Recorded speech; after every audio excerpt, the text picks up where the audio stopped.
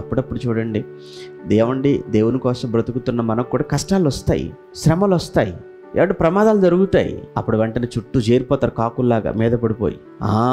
దేవుడట, భక్తి అట, ప్రార్థనట, సంఘమట, సెమినార్లట, సభలట, వీళ్ళ మించిన భక్తులు లేరట.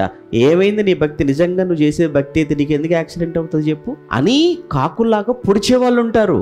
అప్పుడు మనకు యోబే కనపడతాడు. యోబు కంటే నీతిమంతులేమీ మనం కాదు. కానీ యోబు ఆ సమయంలో సహించాడు, అవమానాన్ని భరించాడు. యోబు స్నేహితులు వచ్చి మాట్లాడుతుంటే భరించాడు అవన్నీ.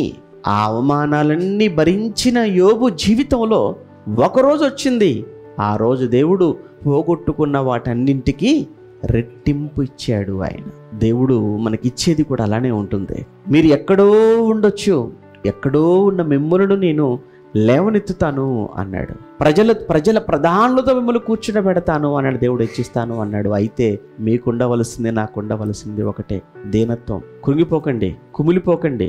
మీరు ఏ పరిస్థితుల్లో ఉన్నారో ఎప్పుడు కూడా మిమ్మల్ని చూసి మీరు తక్కువగా మీరు అనుకోకండి.